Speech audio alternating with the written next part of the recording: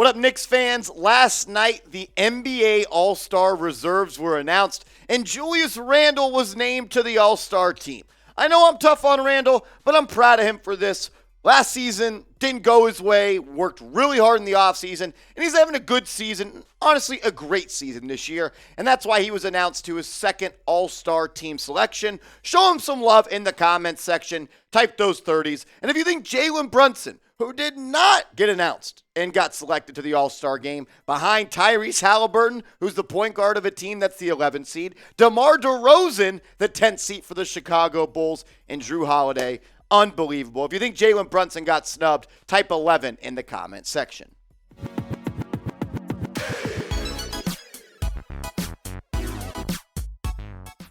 Welcome into New York Knicks Now by Chat Sports. I'm your host, Marshall Green. Give me a follow on Twitter at @MarshallGreen_.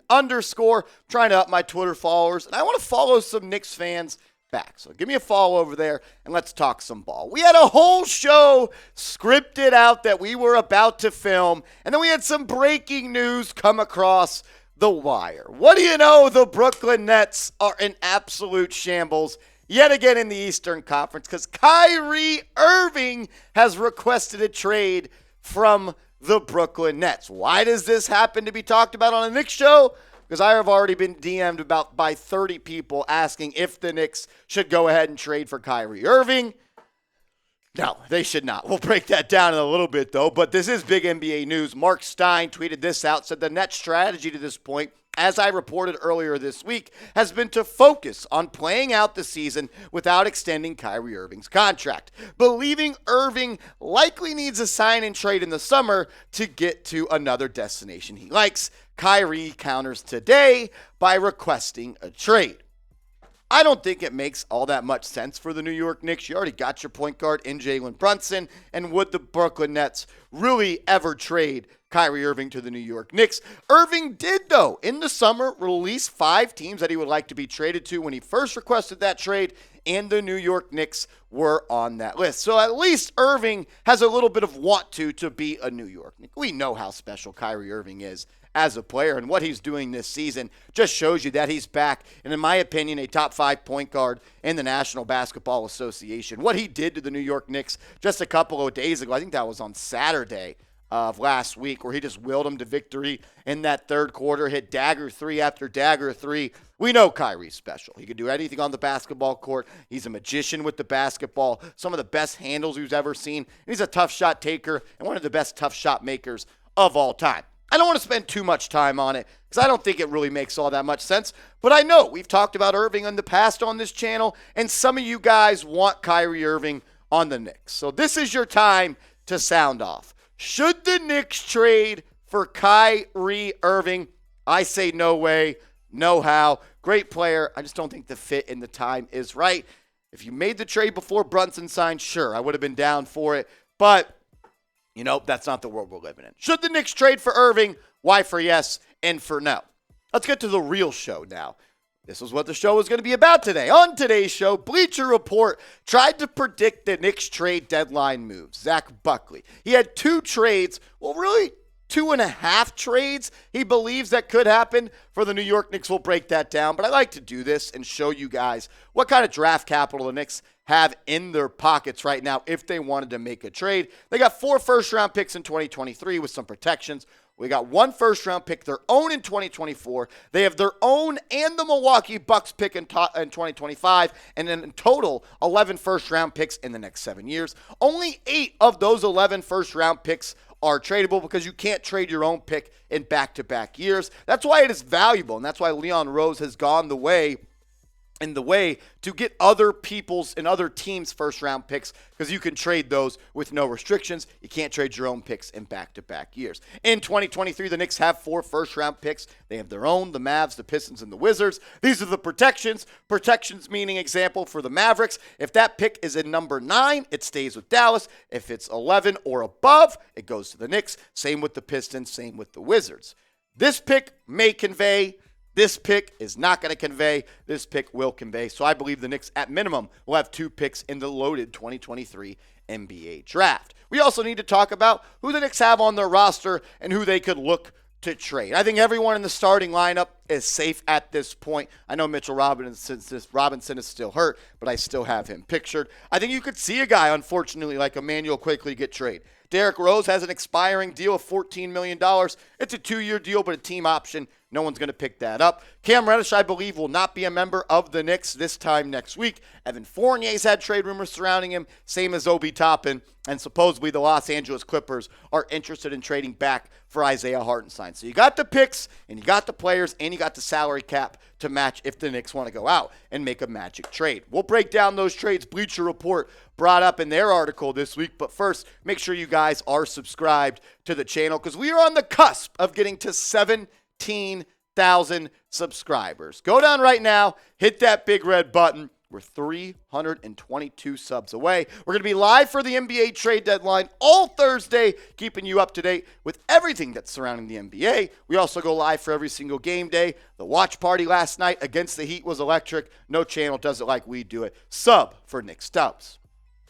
Trade prediction number 1 from Bleacher Report had the Knicks receiving OG Anunoby and the Knicks shelling out Evan Fournier, Obi Toppin, and 2 first-round picks. I think it's so lazy of publications to just say 2 first-round picks.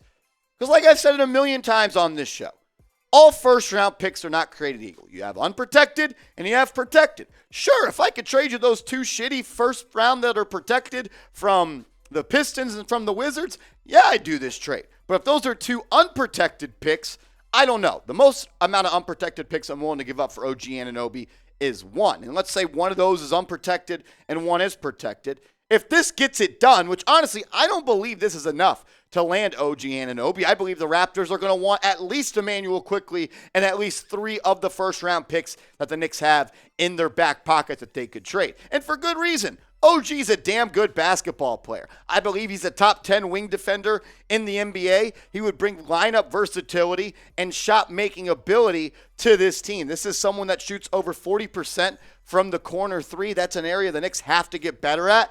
He's just scoring 17 points a night, 5+ rebounds, one of the league leaders in steals per game, and he's an efficient player.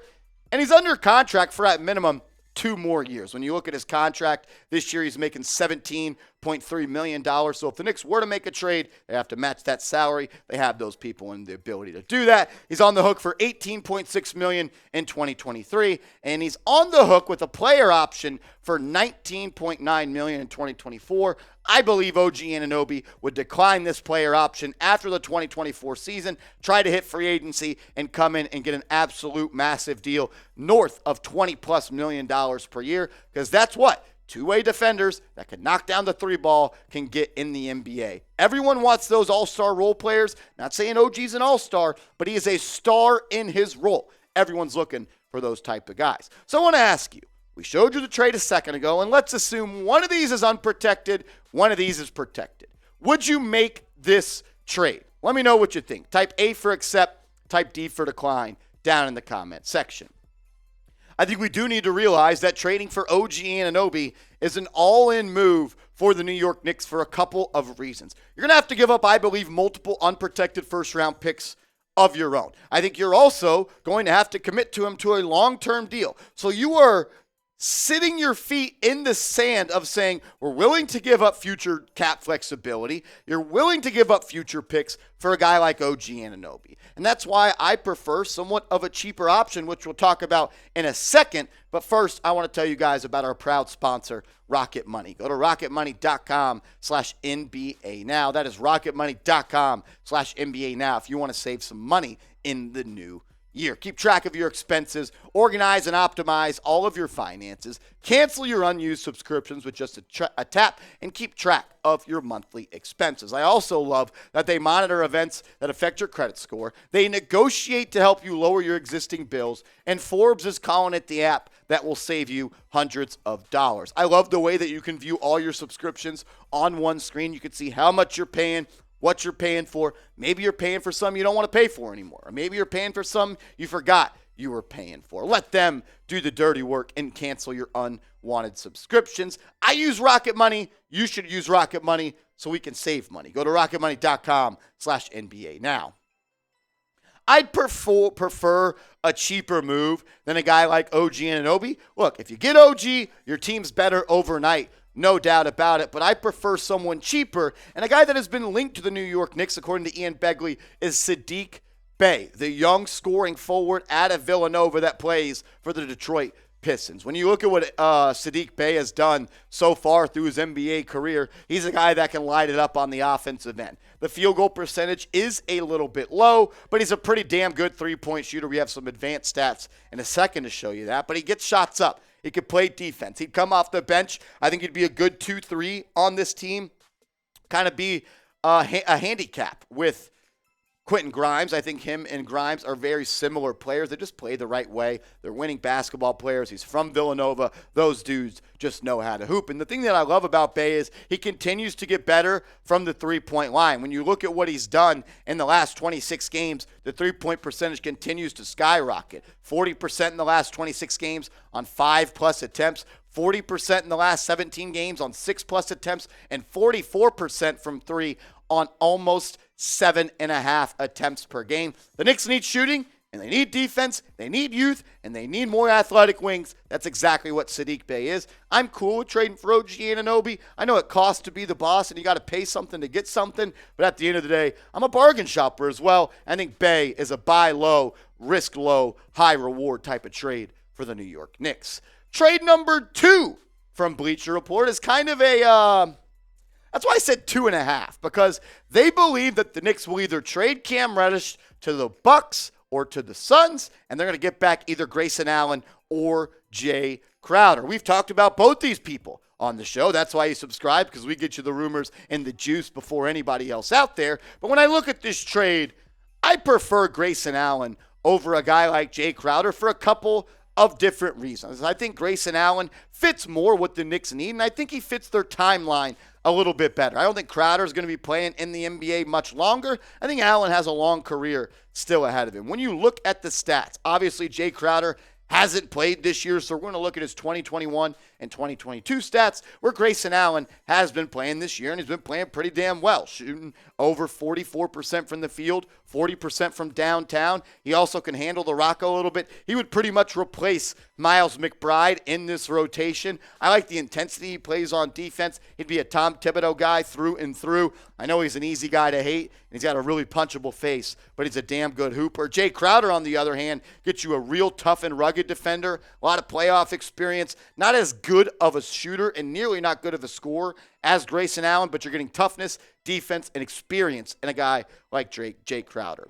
I believe both these guys fit what the Knicks need. That's defense on the perimeter and three-point shooting. That's what both of these guys bring.